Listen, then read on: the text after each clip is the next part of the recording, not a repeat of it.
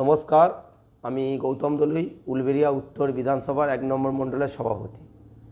আপনারা প্রত্যেকেই জানেন, গতকাল পানিহাটি বিধানসভার ভারতীয় জনতা পার্টির প্রার্থী মাননীয়া যিনি অভয়ার মা কন্টেস্ট করেছেন, ওনার সাথে যে কালকে ব্যবহারটা হয়েছে, আমরা একজন সাধারণ নাগরিক হিসাবে আমি এর তীব্র ধিক্কার জানাই।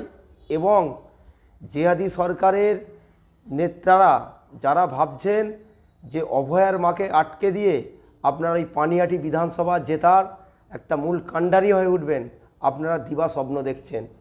মনে রাখবেন, অভয়ার মা শুধু পানিহাটি বিধানসভার কেন্দ্রের প্রার্থী নয়, উনি হচ্ছেন গোটা পশ্চিমবাংলার 294টা কেন্দ্রের ভারতীয় জনতা পার্টি মনোনীত প্রার্থী।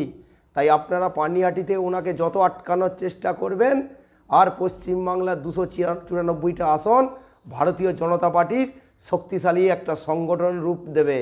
তাই একটা কথা গণতন্ত্রে বলে, অত্যাচার কখনো শেষ কথা বলে না, জনগণই শেষ কথা বলে। তাই আগামী 26 সাল নির্বাচনে এই পশ্চিমবাংলায় যেমন সরকারের পরিবর্তন হবে, আর আপনাদেরও পরিবর্তন করিয়ে ছাড়বো আমরা ভারতীয় জনতা পার্টির পক্ষ থেকে। এটুকুই আপনাদের কাছে আমার এই সোশ্যাল মিডিয়ার পক্ষ থেকে বার্তা। ধন্যবাদ।